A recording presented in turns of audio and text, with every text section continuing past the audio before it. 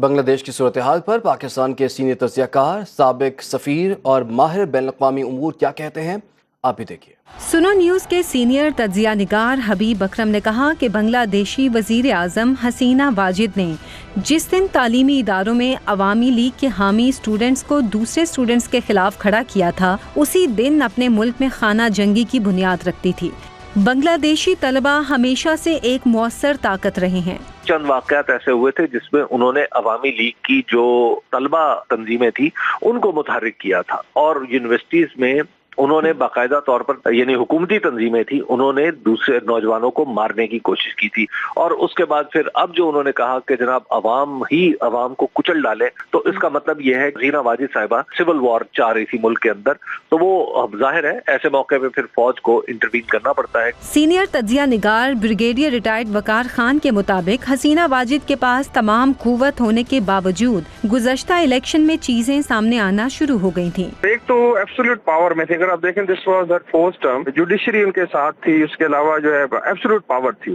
لیکن last election میں کچھ چیزیں ظاہر ہونا شروع ہو گئی تھیں کہ بہت زیادہ کریک ڈاؤن کر کے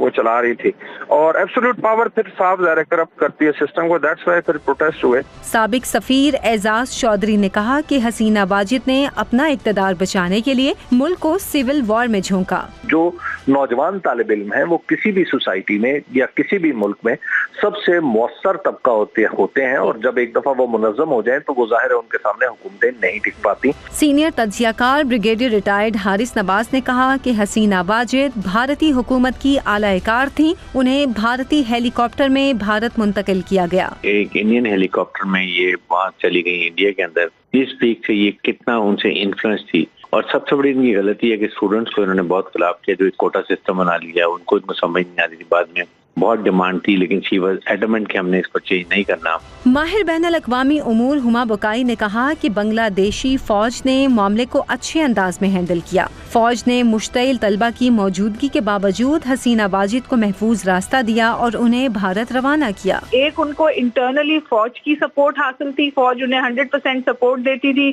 جتنے بھی وہ جھوٹے سچے الیکشنز کراتی تھی اس میں،